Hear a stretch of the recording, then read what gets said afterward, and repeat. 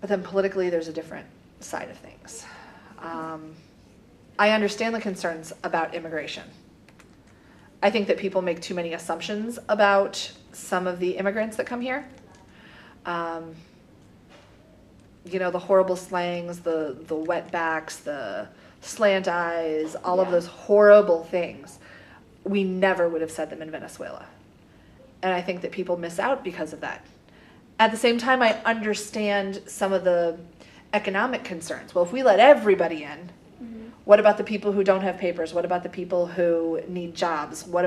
How does this, you know, what if we ended up with 100 extra international students this year and this year only here? That would be really tough to handle. So it's really a tough decision. I think I would have it definitely be more open than it is, but that's me. I'm very liberal. Yeah. So would you want the U.S. open to all immigrants or still limited? I would love to have it be open to everybody. The pragmatic side of me says that it probably needs to be limited somewhat. Yeah. I don't know how to limit it. I don't know what's fair. I don't know what makes the most sense. But the pragmatic side, yeah, there's got to be something in place to keep some of the safety issues.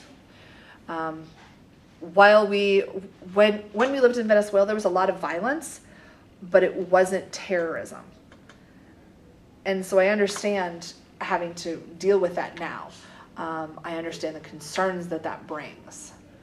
At the same time, I don't think we can keep people out just because they, quote unquote, look like terrorists or because they did something 15 years ago that made them a terrorist.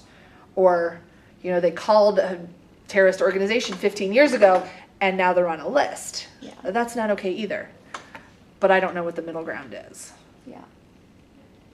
What advice would you give to someone who was thinking about moving to another country outside of the U.S.? Do it. That was easy. Because my parents had been offered the opportunity to move to Belgium, and my dad turned it down. We were offered the chance to move to China. My dad turned it down.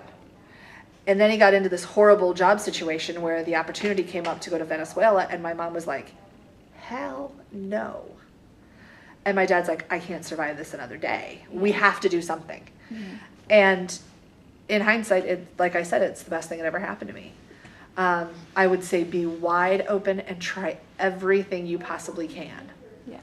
I've eaten fire ants. I have stood at the top of tepuis. I have gone swimming with piranhas.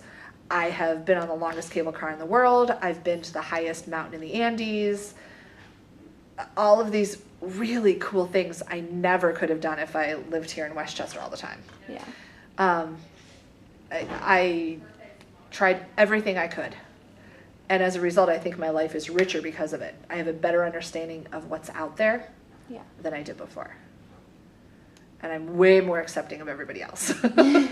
So I would say try absolutely everything you can get your hands on. Travel as much as you possibly can. Don't be afraid to be who you are.